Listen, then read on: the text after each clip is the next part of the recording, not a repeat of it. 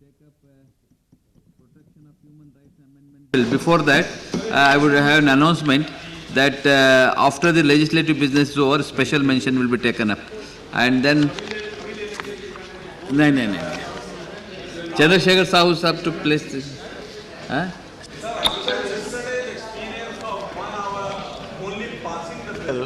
I congratulate you and him to pass it very far. Sir, with your kind permission, I am making this statement on the status of implementation of recommendations. Sir, thank you, sir. Protection of human rights.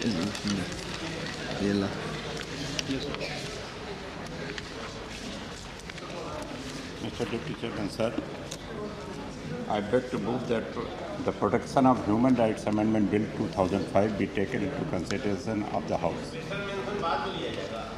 The National Human Rights Commission (NHRC) was set up in October 1993. Under the provisions of Protection of Human Rights Act 1993 for promotion and protection of human rights in the country, in the light of the experience gained in the administration of the law for nearly 5 years, the Commission felt that a second hard look was necessary on the structural inadequacies in the law.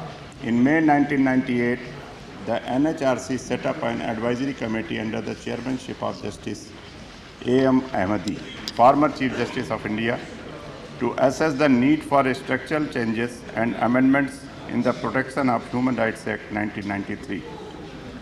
The above advisory committee under the chairmanship of Justice Ahmadi suggested amendments to the Protection of Human Rights Act 1993. The NHRC then considered the recommendations of the advisory committee and suggested amendments to the Act to the government. The amendments suggested by NHRC were examined by an interministerial committee consisting of Ministry of External Affairs, the Ministry of Defense and the Ministry of Law. Keeping in view the scope and ambit of the Act, the Interministerial Committee made recommendations to the government for amendments to the Act. The government considered the recommendations of Interministerial Committee and introduced the Protection of Human Rights Amendment Bill 2005 in the Rajya Sabha on the 8th of December 2005. This bill was referred by the Honorable Chairman Rajya Sabha to the Department-related Parliamentary Standing Committee of Home Affairs for examination. The Parliamentary Standing Committee, after a class-by-class consideration of the bill, suggested certain modifications to sharpen the focus of the amendments on the proposed changes so as to make it more effective. The government, after consideration, has accepted the modifications suggested by Parliamentary Standing Committee, and these are reflected in the list of official amendments, which has been submitted to the chairman of this House for consideration along with the bill. The salient features of the proposed bill are as follows. A. Making eligible judges of Supreme Court with at least 3 years of service to be eligible for appointment as chairperson of the NHRC. Apart from the existing provision of having retired Chief Justice of India eligible for the post of chairperson. Similarly, it makes eligible a judge of the High Court with at least 5 years of service eligible for appointment as chairperson of a State Human Rights Commission, apart from the existing provision of having a retired Chief Justice of a High Court. This would enable the selection committee to have a wider choice while recommending a suitable person for the post of chairperson. B. The amendment reduces the number of members of a State Human Rights Commission from the present 5 to 3. This will also help in reducing the cost of such commissions in the states. The bill also provides that where a state on financial consideration is unable to have its own commission, it can co-opt the chairperson or member of another state commission for itself with the approval of the selection committee of the state concerned. This will enable smaller states to have the benefits of a human rights commission. C. The proposed amendments enable the NHRC to transfer complaints received by it to the concerned state human rights commission. The NHRC at present receives a large number of complaints, making disposal of such complaints time-consuming. The amendment will enable the NHRC to transfer these complaints to the concerned Human Rights Commission of the state concerned for disposal. The NHRC has also been empowered to visit any jail or other institution without prior intimation to the state government concerned. This will enable the Commission to make surprise visits to the prisons. Another important amendment relates to enabling the NHRC and the State Human Rights Commissions to make interim recommendations for compensation at any stage of the inquiry and not only after the completion of an inquiry, as is the law at present. This would ensure that victims of human rights violations would be in a position to obtain interim compensation wherever the NHRC or a State Human Rights Commission feels it justified to do so. The amendments also empower the NHRC and its chairperson to delegate certain powers and functions of the Commission to the Secretary General, except judicial functions and rule-making power under Clause 18 of the bill. The amendments also provide separate membership of the Commission for the chairperson of the National Commission for Scheduled Caste and the chairperson of the National Commission for Scheduled Tribe. Consequent upon separate commissions coming into existence. E. The other amendments to the bill clarify that the chairperson of the NHRC and the State Human Rights Commissions are distinct from the members of the respective commissions. The definition of international covenants has also been modified to enable the central government to notify future international covenants and conventions to which the Act would be applicable. It is expected that the above proposed amendments to the Protection of Human Rights Act 1993 as laid down in the bill before you would make the National Human Rights Commission and the State Human Rights Commission more efficient in the functioning and would help in the prevention of human rights violations. With these words, sir, I commend this bill to this August House for consideration and approval. Sri Arun Jaitley.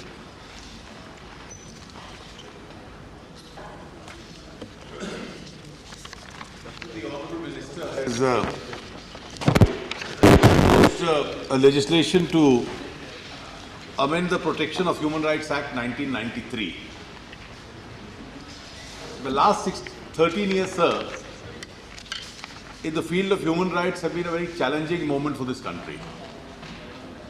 Challenging because we have a history of having adopted a liberal constitutional order, wherein the liberal constitutional order we ensured a guarantee for human rights in the shape of various provisions that we incorporated under our constitution. And any Indian would be proud of the fact that as Indian democracy progressed further, by an interpretative process and by the majority of Indian society, some of the rights got further strengthened and additional protection and guarantees came to a citizen. We've of course also had dark periods in Indian history where human rights and personal liberty were suspended. But then we would like to always mention that those were aberrations to otherwise a history of a country where we've always attempted to strengthen democracy. The last 15 odd years were challenging from another point of view. Even before that, in the 80s, while we were trying to strengthen our institution of human rights, we were faced with terrorism in various parts of the country. What appeared to be initially confined to Punjab and then down south, two areas where we've been able to substantially make a great headway in terms of success. And these were success stories of fighting terrorism. We still have problems in areas of northeast, problem of cross-border terrorism, and we also have now the whole problem of a Maoist corridor in the country. When these two conflicting situations arise, the challenge for a mature society increases. On one hand, there is a commitment of a democratic society to strengthen various forms of human rights. On the other hand, an exasperated society will ask itself a question: how do we face this challenge which is emerging out of terrorism? And a large part of that crisis at times even convinces people that do we need harsher methods within a society to deal with the problem of terrorism? And that is why I say, sir, the last 13 years after the Act was originally passed and after the NHRC and the State Human Rights Commissions were established, we've been living with this dichotomy of a desire to protect human rights and strengthen them on one hand, and at the same time within the constitutional order fight those who fight with extra constitutional methods and who are bent upon destroying a democratic order in a society. Our experience, sir, of facing this challenge has been a mixed one. But yet, as we are emerging and maturing as a society which is trying to live with both these contradictions, I have not the least doubt that with the kind of resilience Indian society has, perhaps we'll also be able to find some kind of a convergence between two diametrically opposite challenges that we face. Sir, the experience of having established these rights, the commissions, particularly in the backdrop of a lot of adverse propaganda which was carried on by our neighbor, particularly against us, to the effect that what is our human rights record? Now, ironically enough, those who questioned our human rights record were not democracies, nor did they have a glorious history of having supported many democracies in the world. And yet, since this opinion was building up, it was the majority of our society that we decided to create these institutions, which will be an institutional mechanism at the level of the central government, also at the level of the state governments, which can make sure that violations of human rights do not take place, which can also carry on an advocacy function, that even when we live with challenges, we can continue to strengthen a large part of these institutions itself. So the experience by and large has been reasonable, but this is an experience which we will try to make sure that it improves further. It is in this background that the minister and the government have considered it necessary to suggest certain amendments to the bill. The minister in his opening statement just now mentioned that before this bill came into force, an expert committee was constituted, the National Human Rights Commission was consulted, and thereafter the government considered it, the matter went to the standing committee, and finally the wisdom of all has produced these amendments, which in any dynamic society may be necessary after 13 years of experience. I have, sir, no conflict with the basic tenor of a lot of what the minister has said. It's the practical wisdom of any society which after larger consultations wants to improve every institutional mechanism. But I have three doubts in my mind with regard to the amendments which have been proposed. And I have also separately, sir, suggested some amendments to the minister's draft to this effect. My first doubt, sir, is in relation to the amendment which is proposed by clause 3 in section 3 of the Principal Act. The original act envisages that the National Human Rights Commission shall be headed by a former Chief Justice of India. The new National Human Rights Commission has a tenure of 5 years. Now, this experience between 1993 till today of having the senior-most former judge of the country heading a tribunal of this kind has lent credibility to this institution. And it is not that former Chief Justices of India have been unwilling to take up the job, or that former Chief Justices of India, when a selection is proposed of a new chairman, are not available. We've had 3 chairpersons till now, and all 3 chairpersons have been eminent former Chief Justices of India, and each one of them in his own way has lent credibility to the functioning of the Commission. Even this time, I can count offhand that when the tenure of the present chairman comes to an end, there will be a galaxy of former Chief Justices who will be available, of whom the collegium can decide to appoint any one of them. The tenure of the commission is 5 years.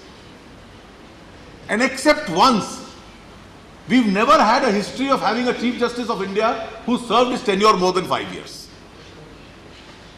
And therefore, during the period of 5 years, a lot of Chief Justices retire, and every time a selection is made, either 3 former Chief Justices are available or 5 are available, as would happen by the end of the year when the post falls vacant.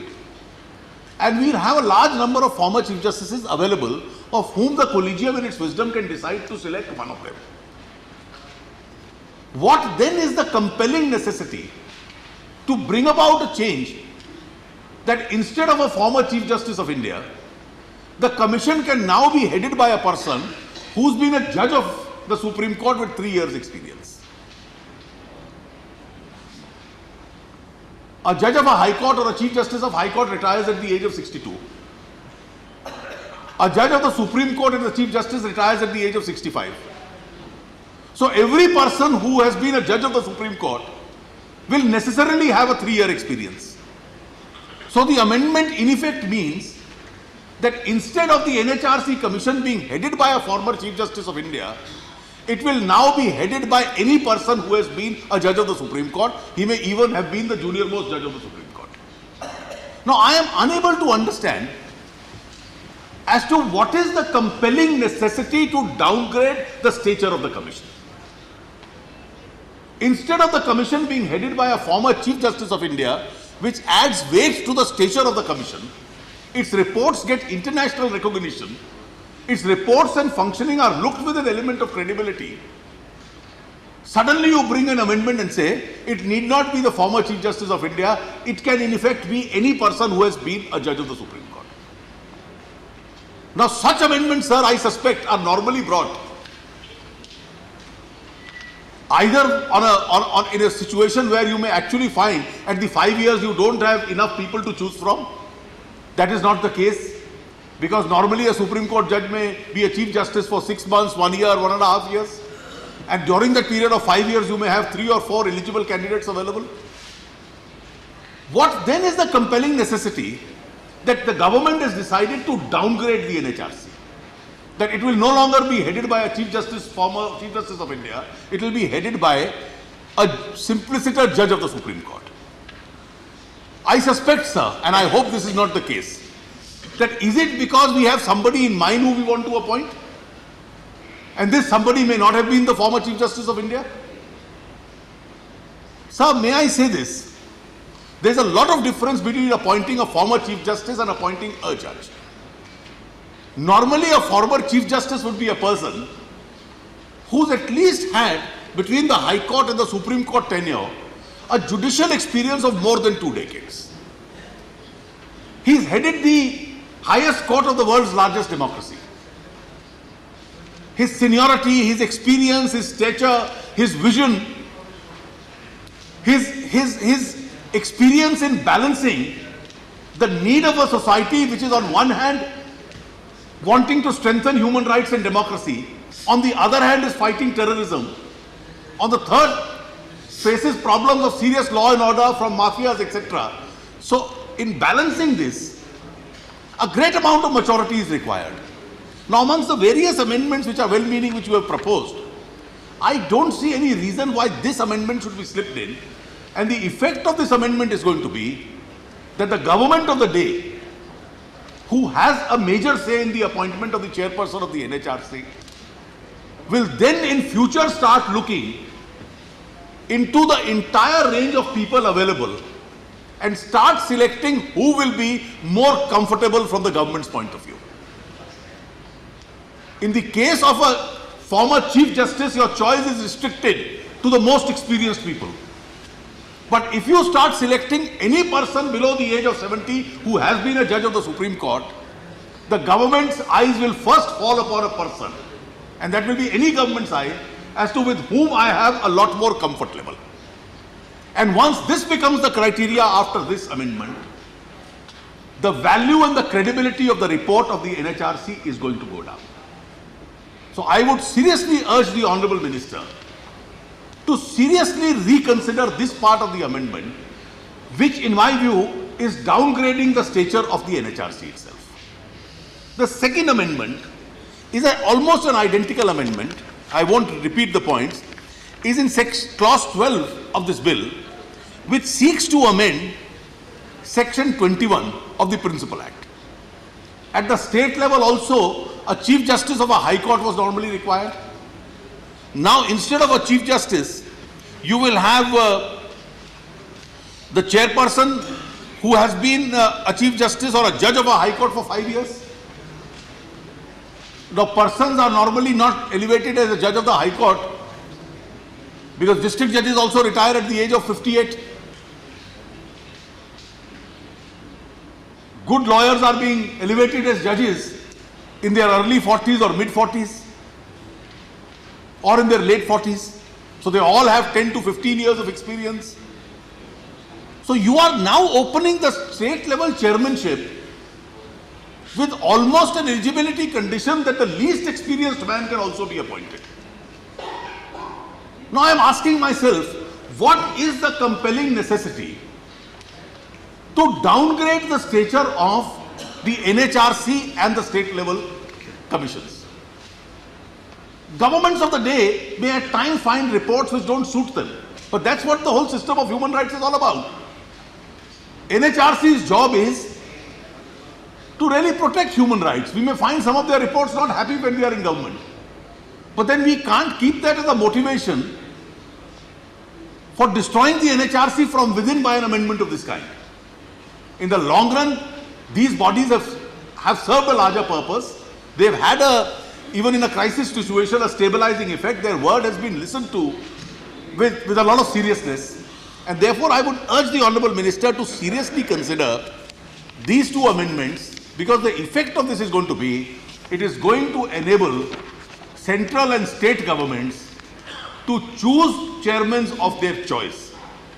And when government-friendly chairmen are appointed, I think that's the end of a body of this kind. The third, sir, is an amendment which by clause 8, which the Honorable Minister has proposed to section 10 of the Principal Act. Now, the NHRC can receive complaints from any person. The NHRC can receive complaints which are referred to it by the Supreme Court or the High Court. Now, I think you are expanding the scope a bit too much by now including a phrase that any magisterial court in the country can now start referring complaints to the National Human Rights Commission.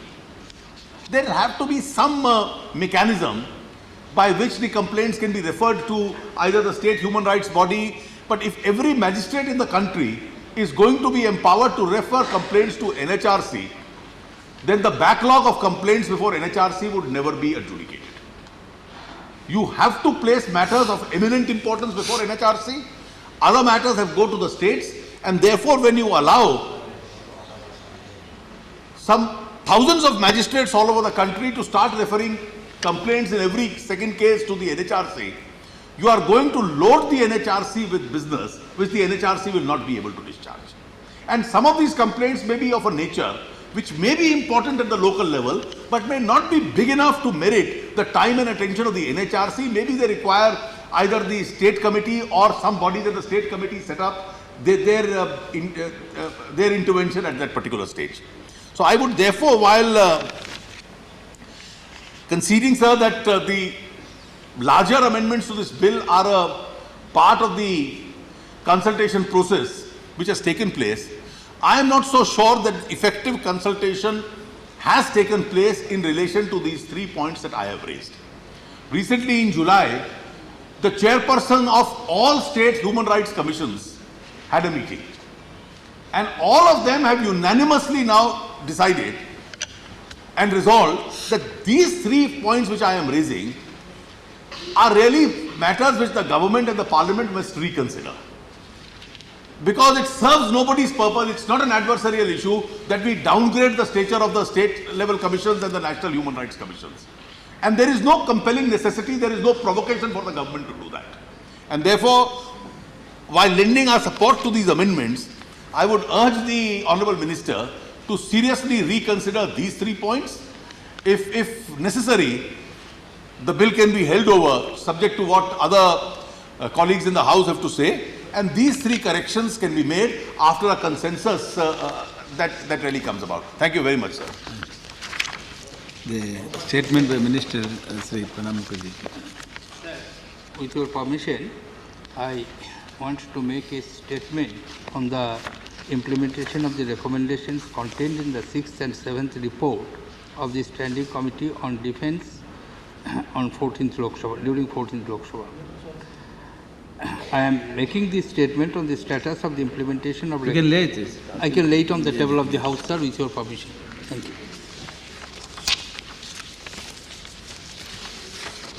महोदय, मैं राज्यसभा में प्रक्रिया के नियम एवं कार्य संचालन नियम 266 के प्रावधानों के अनुपालन में तथा राज्यसभा के सभापति के निर्देशानुसार ग्रामीण विकास ये भी लेकर दें।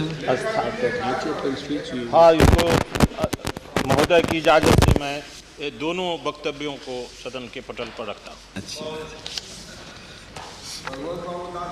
Shri Sudarshan नाचियप्पन। I support this bill, which is very much timely placed before the Parliament on the basis of Justice Ahmadi's report and recommendations. Sir, India has got the prestige of winning the election for the Human Rights Council at the international level, which is newly constituted, after having the experience of International Human Rights Commission for the past 60 years. India has got the highest vote, that is out of the countries which have voted 190, India has got 173 in the Asian sector. Therefore, it shows that India has protected and also promoting the human rights with all the recognition of the international community. Because during the election period, many of the NGOs and also reputed organizations are putting forth how much every country has protected and also promoted the human rights. The Human Rights Watch, which had launched its website analyzing the candidates' human rights records, had urged number of member states not to vote for certain countries. But at the same time, they analyzed in which way every country has promoted and also they protected the human rights in their own country. India has got the reputation of not within the not to vote countries, which are very unfortunately the Azerbaijan, China, Cuba, Iran, Pakistan, Russia and Saudi Arabia were also listed not to be voted for that countries. India has been appreciated in all respects that the human rights were protected and promoted in India.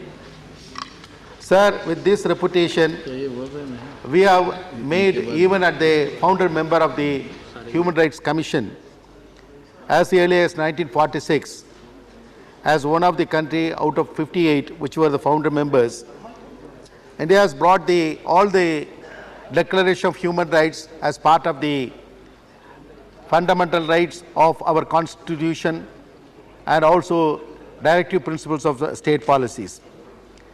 Therefore, India has been a reputed country throughout the world to bring all the declarations as part of the Constitution. Subsequently, in every enactment, we brought forth and protected the interests of the human rights. Sir, originally, the covenant which was explained in this Human Rights Protection Act was confined as shown in the present amendment. The international covenants means the international covenants on civil and political rights and international covenants on economic, social and cultural rights adopted by the General Assembly of the United Nations on the 16th of December 1966. But now it is expanded to include, quote, and such other covenant or convention adopted by the General Assembly of the United Nations as the central government may by notification specify. This expansion is now allowing the Human Rights Commission to go into the issues not only on the civil and political rights, but also the issues of the economic, social and cultural rights.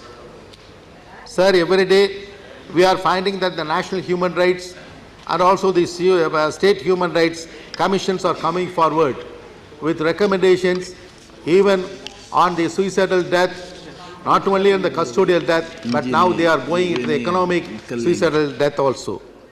They are recommending that the purchasing power of the individual citizen should be increased. They are making so much recommendation that there should be social enactments and social points should be considered when there are policies are made by the government, both state and central government. To that extent, the human rights issues are now attracted the national and also the state attention. When this type of developing the human rights issues, sir, I feel that the new amendments which were proposed by the government is also to be appreciated in that light.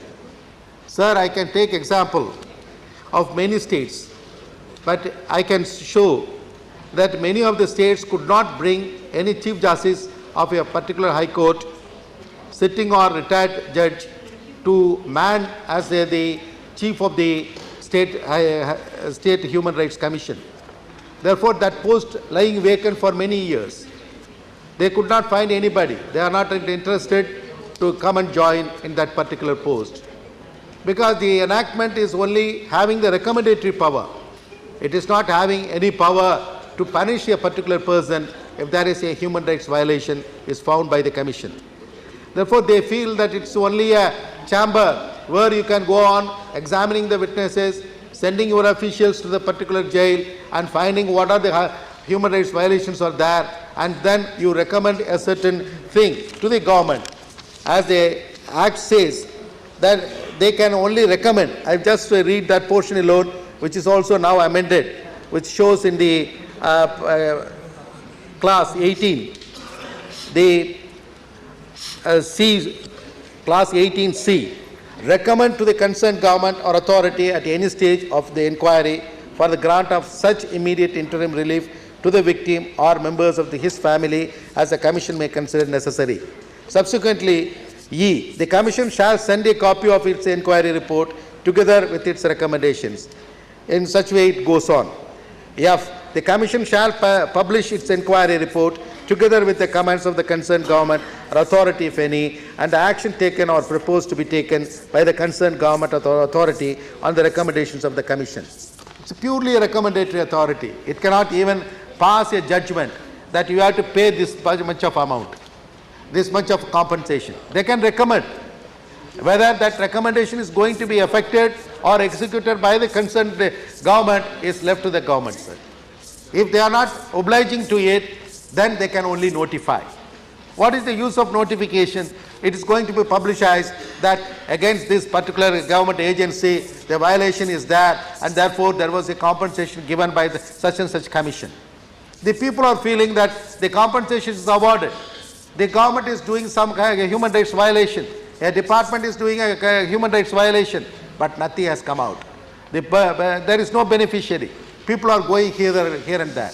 Therefore, this Act gives no teeth to the particular machinery which is given according to the statute. Therefore, the people feel, especially people who want to man that particular commission, they feel that it is no use of having this chairmanship of this particular commission. That is why I feel, sir, the government has come forward to search for some alternative. If there is somebody who has been experienced to be appointed as the Chief Justice, or a person who has got experience of 7 years or 5 years as district judge, they can be appointed. That is the thing I feel, sir. On that basis, Justice Ahmadi has recommended that there is lot of vacancies are available throughout India, wherever there is some state commissions are existing. There are many of the states, majority of the states have not at all come out with any state commission. Even in the national commission also, sir, there are many vacancies that has to be appointed, that has to be vacancies to be then and there filled up. But there is no person available for that particular post. Therefore, this is the situation has arisen. Therefore, what I want to submit, sir, it is not that degrading a particular commission, but there is a need to give more vigor and dynamism to this commission. We have to give the power to punish. There is a section 30, sir, where the state governments can declare that these are the human rights court, they can try the case and convict the person. But none of the states are declaring it. The central government has got no right to declare that a particular district court can work as a human rights court. Therefore, the state governments are empowered with it. No state government is ready to come forward to say that I am allowing even my officials to be tried by this particular court. The violation is only by the government or the government agency or a department or a group of persons. Therefore, the situation is like that, sir. Therefore, the situation is to give more powers to the commission. Sir, we have really brought the constitutional amendments, we have given the constitutional mandate, we have brought the statute, we have even mentioned in the Right to Information Act that human rights violation, even if it is a military or any civilian force, that can also be brought to the Right to Information Act purview. We are very bold enough to say like that, sir. We have given the right to the citizens. You can question the government to get the information regarding this aspect. But at the same time, when they are getting the information and they are going before the court, they have to wait for many years to get the verdict. Then they are seeking the commission. The commission is having no teeth to give the orders. They can only recommend. If that is the case, sir, this is only one another commission is to be in the statute book, one another commission which is going to attract the media then and there, recommending certain thing against the body which is now existing. Therefore, sir, it is a high time to see that these commissions are given more powers. Sir, with this observation, I would like to draw the attention of the government that the commissions are now coming forward with certain recommendations on the issues of the economic, social and also cultural aspects of the human rights. When it is coming out, it should not be just like the recommendation again, sir. When the Supreme Court says that you have to come forward with a project within a particular period to interlink all the rivers in India, then the government started to think about it. They constitute the committee and they work on it. If there is a government, if the High Court of Delhi issues an order, then that monkeys are creating problem menace in Delhi city, therefore you constitute a body and see that the monkeys are removed from that particular place. These are all the duties of a particular civil organization or a corporation or a body or a state government. But when they are not obliging, when they are not coming forward with any action, then the court interferes. But the ordinary person cannot go and seek the help of the court for everything. Now only the PIL, public interest litigations are coming forward, and the judges are also interested to get the media attention also to issue the orders then and there. But ordinary human being who is having a violation of the human rights, they cannot seek the help of the writ petition by paying huge money for a famous lawyer to attract the eyes of the court. This situation is only to go to the commission, to the Human Rights Commission. When the Human Rights Commission is not having any teeth, what is the purpose of giving a petition to that person and having an officer, the well-equipped office is there, police officer at the rank of the Inspector General or Director General of Police is having the office there inside the particular Human Rights Commission. They are empowered to visit, even according to this new amendment, that they can visit the jail, they can visit any place and give the report. They can give the report. That is only. When the officers are going and collect the reports and presenting it before the commission, they are going to investigate it, have the witnesses and examine it, and they are going to recommend further. Only recommendation, not further more than that. If the state government or the central government keeps the records and are not replying or replying that we can't oblige it, then they can notify. What is the notification? There is no legal proceeding to go against that particular act, sir. Therefore, the section 30, which now gives a human rights court to be constituted by the state government, should also be made actually in the practice. It has to be brought that if there is a recommendation is made, if there is an order is made by the State Human Rights Commission or the National Human Rights Commission, then it should be an order of the court, it should be executed, it should be obliged, it should be immediately obeyed by the concerned department or the government. Then only there will be a Chief Justice who retires, or a sitting Chief Justice is ready to occupy that particular chair and see that the human rights violation is not at all there in India or in a particular state. Sir, we are protecting the interests of the human rights. We are protecting the human rights of the economic or political or even cultural or even social human rights of India. We have brought many acts, even we have got the employment guarantee scheme. It is one of the economic human rights. An individual can demand that I have to get the wages for a particular day. 100 days I can get the wages from the government. That is the right we are given it. But when there is a violation, when that particular officer is not obeying, when that particular setup is not obeying, where is the remedy for it? They have to come only the Human Rights Commission. The Commission is having the only recommendatory power. Therefore, it's a high time to see that the government has come forward with new amendments so that the Commission should be empowered, so that the Commission is the real Commission where the people can seek for remedy when there is a violation of human rights, sir. Thank you very much. Thank you. Now further consideration of bill will be taken up tomorrow. Now special mentions. Sri Dara Singh, Sri Mangani Lal Mandal. सभापति महोदय, मेरी विशेष उल्लेख का विषय है air India की परिचालित उड़ान के विमानों की चिंताजनक स्थिति के बारे में। एयर इंडिया उड़ान में परिचालित विमानों की स्थिति अत्यंत ही चिंताजनक हो गई है। ये कहाँ है? ऐसा प्रतीत होता है कि एयर इंडिया में विमानों के रख रखाव व संपोषण की नियमित व निरंतर व्यवस्था व इसकी क्रियाशीलता नहीं रह पाती है। यही कारण है कि विमान के अंदर न तो सीटों की व्यवस्था बैठने के लिए उपयुक्त रह गई है और न सीटों को आगे पीछे करने में गतिशीलता ही रह गई है। यह भी सहज और स्पष्ट भान हो जाता है कि सीटों का भौतिक स्वरूप तथा तदनुसार इसकी व्यवस्था आरामदायक नहीं रह गई है।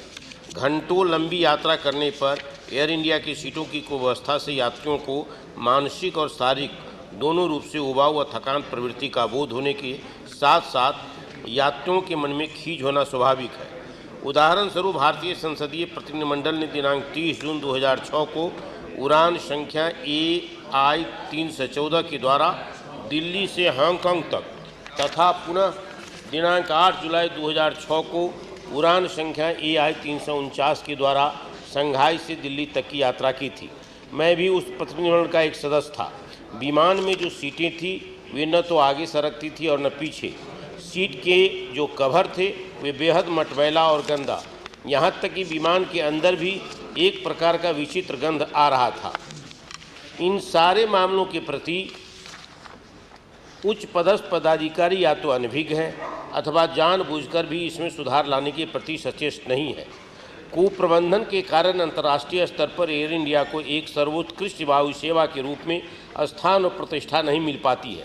अतः मैं इस दिशा में सरकार के द्वारा तत्काल प्रभावकारी कार्रवाई करने के लिए विशेष उल्लेख के माध्यम से ध्यान आकृष्ट करना चाहता हूँ। धन्यवाद। श्रीमती मैसेज फ्रॉम लोक सभा।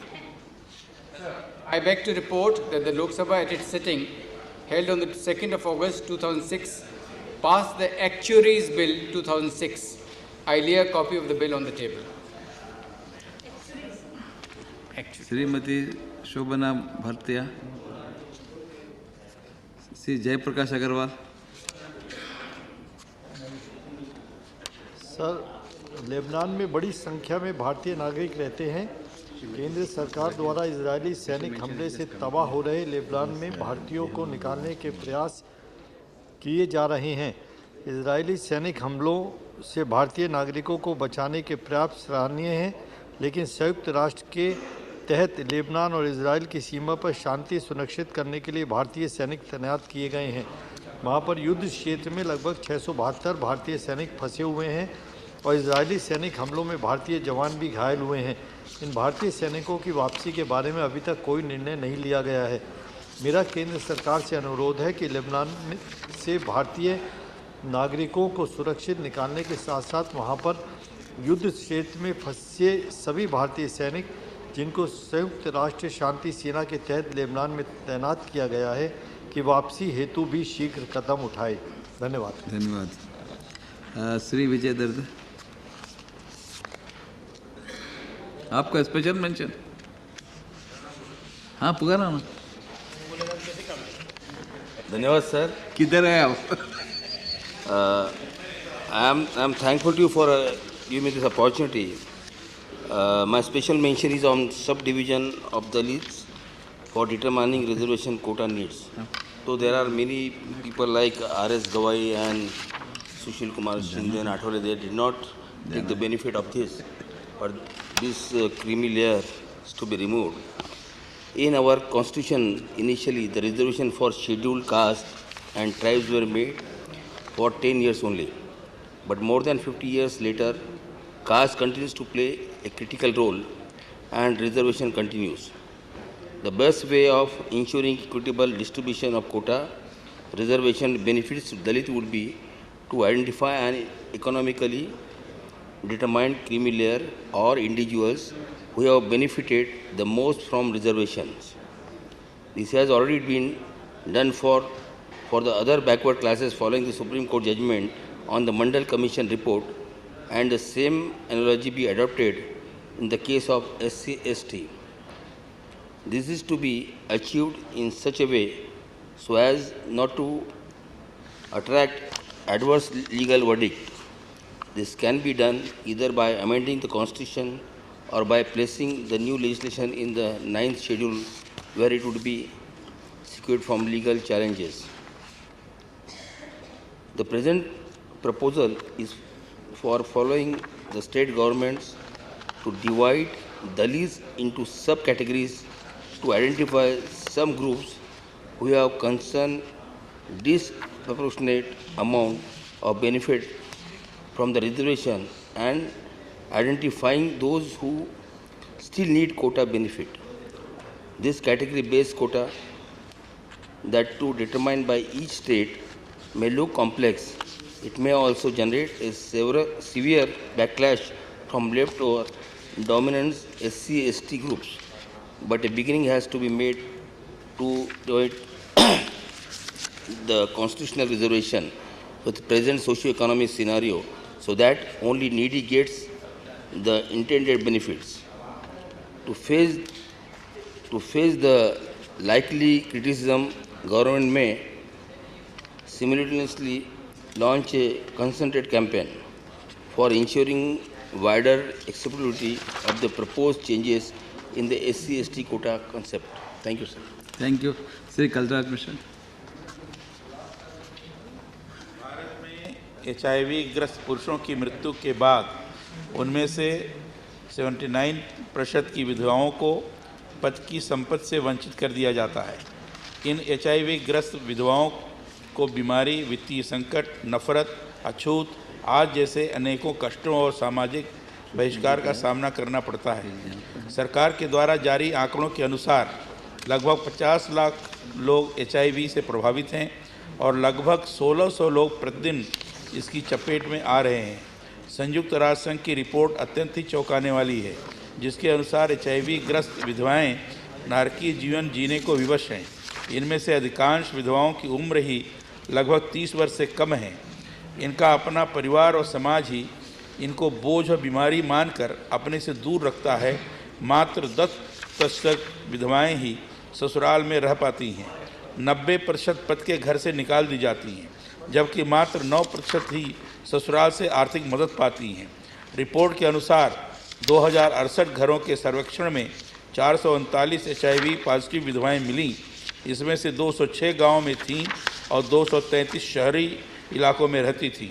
इसमें 60% से अधिक विधवाएं 30 वर्ष से कम आयु की थी। इतनी ही लगभग अनपढ़ थी। गरीबी रेखा के नीचे रहने वाली विधवाओं की संख्या कहीं अधिक थी। उन्हें भोजन में दाल अनाज ही नहीं मिल पा रहा था। पौष्टिक आहार तो कल्पना की चीज़ है। अधिकांश विधवाएं तो अपने पति से इस रोग की चपेट में आई थीं और दुर्भाग्य यह रहा है कि पति को परमेश्वर मानकर अपनी ज़मीन जायदाद धन दौलत पति के इलाज में खर्च कर चुकी हैं। अब इनकी बीमारी को जानकर इनको कोई काम पर नहीं रखता है। मैं सदन के माध्यम से सरकार से मांग करता हूं कि इन विधवाओं के लिए पेंशन अथवा आर्थिक सहयोग की नियमित व्यवस्था करें। धन्यवाद।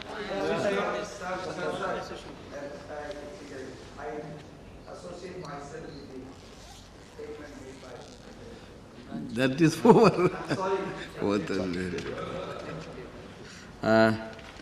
Sri Ram Narayan Sahu.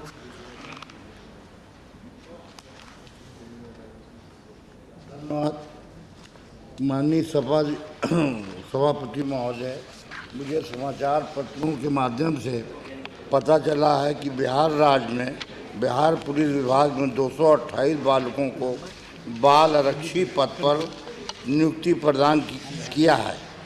बाल आरक्षियों की नियुक्ति उनके पिता की असमय मृत्यु के कारण की गई है।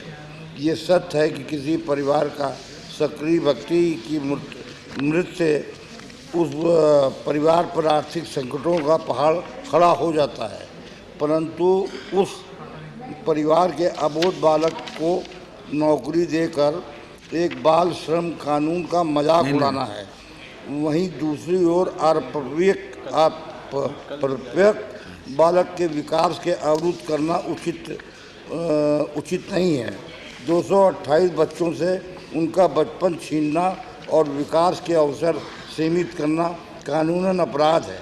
पुलिस महानिरीक्षक ने पत्रकारों को बताया कि असमय मृत्यु के कारण उनके परिवार के बड़े बालक को सदा सेवा का अवसर प्रदान किया गया है।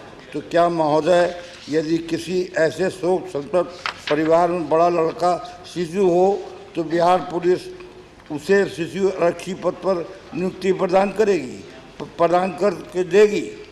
मेरा सुझाव है कि ऐसे दुखी परिवार के बच्चों को आरक्षी बनाने के बजाय उसको सेवा अवसर करने के वयस्क होने तक आरक्षित रखा जाना चाहिए या फिर आर्थिक सहायता का कोई दूसरा रूप ढूंढा जाना चाहिए।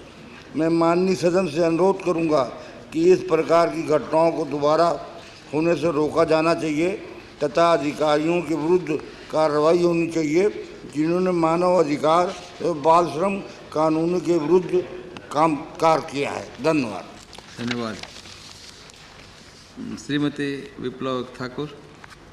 एक स्पेशल मेंशन लास्ट सेशन में बढ़ाया था, स्वास्थ्य मंत्रालय को जवाब नहीं दे रहा है। अभी हम बोले I would like to draw of this August House in the insufficient flight services and lack of the other essential facilities at Bhaktar Airport, Kullu. Lots of foreign tourists visit Manali, Kullu and many other nearby places every year. Several tourist and pilgrimage centers around Kullu and its Dussehra celebration and other religious centers attract lakhs of people throughout the country.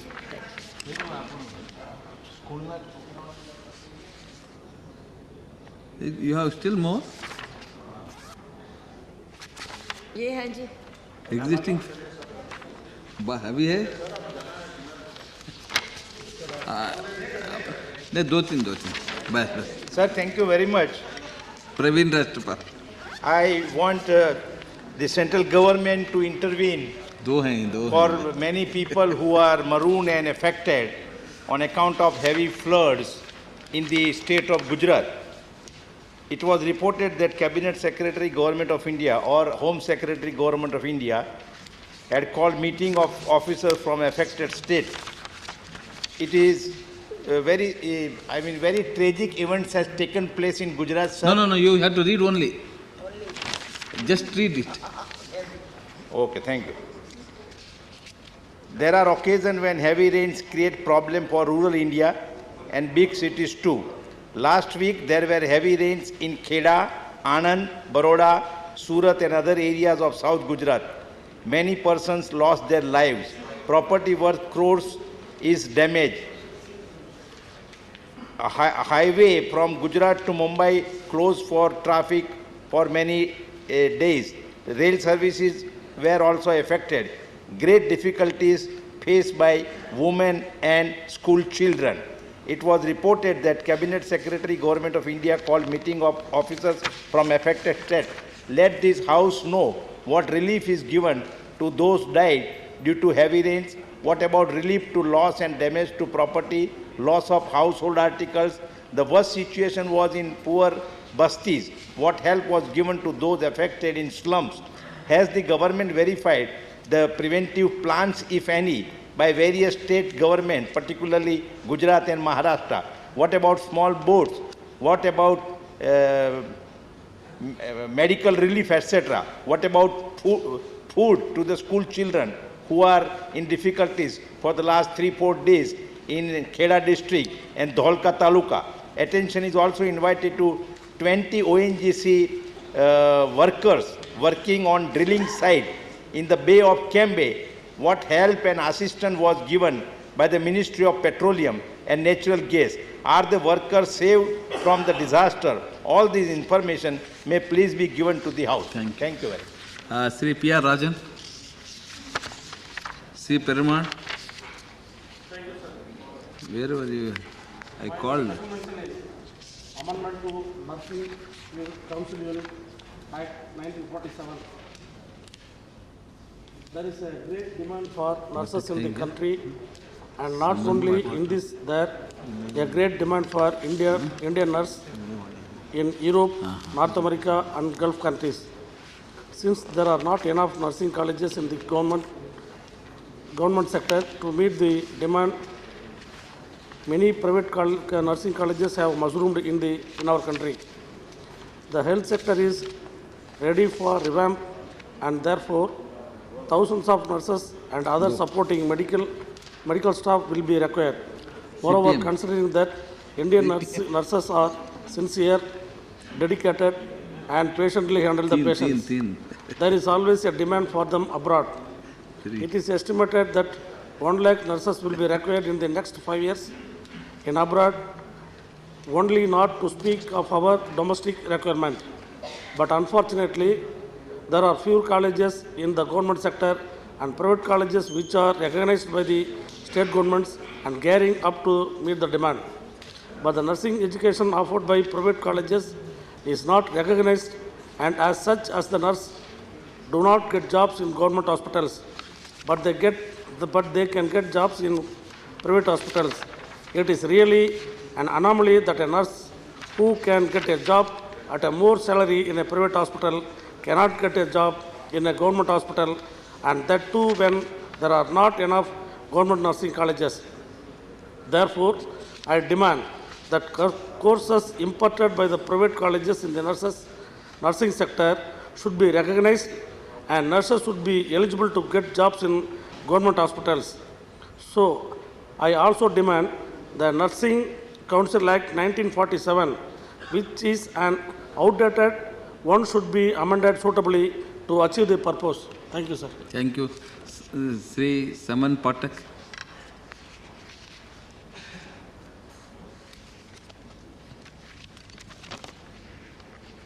Honorable Vice Chairman, sir, thank you for giving me this opportunity to mention here one of the glorious problems of Darjeeling Hills in the state of West Bengal.